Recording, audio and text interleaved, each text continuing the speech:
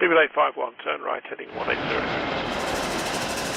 Order 14 Papa, turn right 245, report localizer established 27. Hey everyone, welcome to DJ's Aviation. What a week it's been, probably one of the busiest in terms of news, and while it's been pretty hectic on my end, I hope you've been enjoying the content. Today's video is of course revolving around the news that the Cabinet has signed off plans for a third runway at London Heathrow.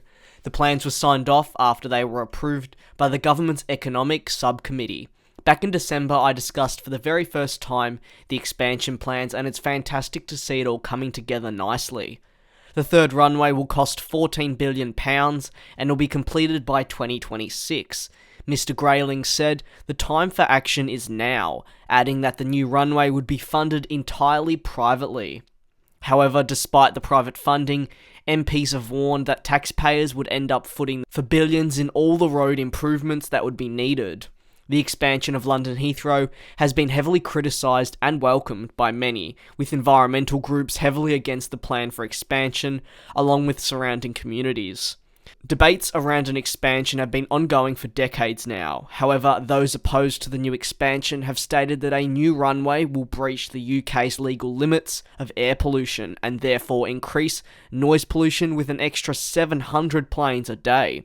It will also result in hundreds of homes being knocked down, as well as famous spotting locations like the Thistle Hotel, which will have to make way for the expansion. This spot, of course, is quite significant for me as it was a place I spent quite a fair amount of time spotting at a few years back. You would like to think, though, with the expansion, new spotting locations will be built. Through this expansion, Heathrow's owners have stated that it would increase the capacity from 85.5 million passengers to 130 million passengers a year. The expansion will also create another 60,000 jobs and generate about £70 billion in total economic benefits by 2050.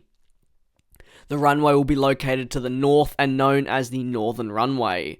What do you make of the new runway? I believe it'll be fantastic in the long run, but at the same time, I do believe the expansion of London Gatwick would have probably been a better option and should be a priority from now on, as it can take some of the stress off Heathrow immensely, and also potentially allow airlines to shift their hubs.